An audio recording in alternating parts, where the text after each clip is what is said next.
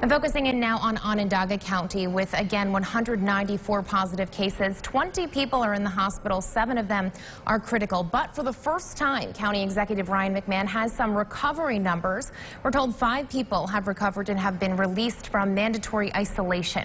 News Channel 9's Adrian Smith was at today's briefing and joins us now live in the studio. So, Adrian, the health department also getting some new guidelines to follow, right? That's right, Nicole. The Onondaga County Health Commissioner, Dr. Gupta, saying today that it seems a COVID-19 test will remain positive even after those symptoms improve. So they're following new guidelines they were given from the CDC and the New York State Health Department.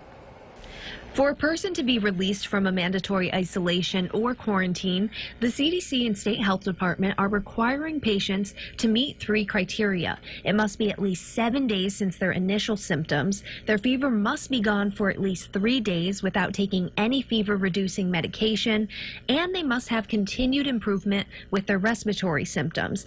The new guidelines coming in as researchers now believe the incubation period is about 7 days.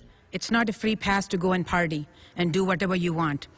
This is so crucial that you have recovered, that's great, but we do not know whether you can get reinfected at this point if you are exposed to somebody. Dr. Gupta again driving home the importance of continuing to adhere to social distancing when anyone is released from isolation or quarantine, and how crucial it is for everyone to follow the precautionary measures put in place to flatten the curve. Nicole? Adrian, thank you. Now, Dr. Gupta also saying today people will not be retested because as of right now, the test does remain positive for what could be weeks after a person is no longer symptomatic.